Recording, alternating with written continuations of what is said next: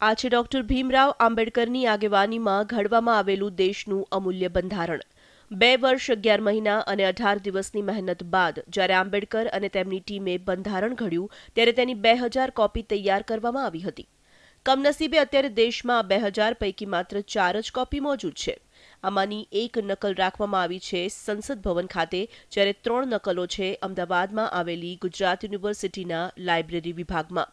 બંધારણની શરૂઆતની કોપી પૈકીની આ 3 કોપી છે।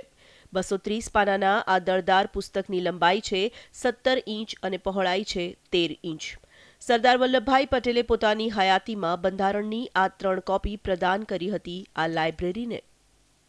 जनरली पुस्तक જોવા માટે જનરલી કેવું છે કે ભારતના બંધારણનું પુસ્તક છે, એટલે ભારતની જે સંસદ છે દિલ્હીમાં, ત્યાં પુસ્તક જોવા માટે લગભગ વિઝિટર્સ ઘણા જતા હોય છે। અને ત્યાં પણ લગભગ મને ખ્યાલ છે ત્યાં સુધી મેં પહેલાં પણ એક વખત આ એક માધ્યમ દ્વારા, એક મીડિયાના માધ્યમ દ્વારા જોયું હતું કે એમાં ઘણા બધા સ્ટેપ્સ હોય છે। એ સ્ટેપ્સને ફોલો કરો પછી જે પુસ્તક સુધી જોવા મળે છે, કારણ કે બહુ મહત્ત્વનું, બહુ કિંમતી અને બહુ અમૂલ્ય આ પુસ્તક છે। મહત્વની વાત એ છે કે સંસદ ભવનમાં સાચવીને રાખવામાં આવેલી બંધારણની કોપીને જોવા માટે સામાન્ય નાગરિકોએ લાંબી પ્રક્રિયામાંથી પસાર થવું પડે છે, પણ ગુજરાત યુનિવર્સિટીની લાઇબ્રેરીમાં સરળતાથી થઈ શકે છે તેના દર્શન। સ્વયં ડોક્ટર આંબેડકર અને બંધારણ ઘડનારી સમિતિના તમામ સભ્યોના હસ્તાક્ષર છે બંધારણની આ નકલમાં।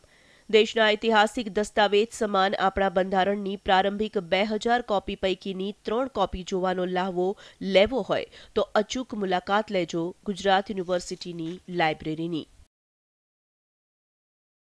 અભિમન્યુના 7 કોઠા વિંધવા સમાન સંસદમાં 7 કોડા પાર કરશો તો પણ બાબા સાહેબ આંબેડકરનું આ પુસ્તક જોવા નહીં મળે।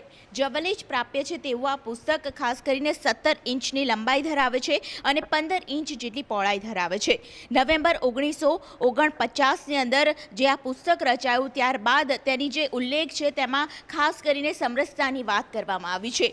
તેને લઈને જ કહી શકાય કે ભારતનું બંધારણ ખરેખર સમરસ છે અને તેની સાથે જ અલૌકિક છે। કેમેરા પર્સન કલ્પેશ જોશી સાથે દીપિકા ખુમાણ, ETV ન્યૂઝ, અમદાવાદ।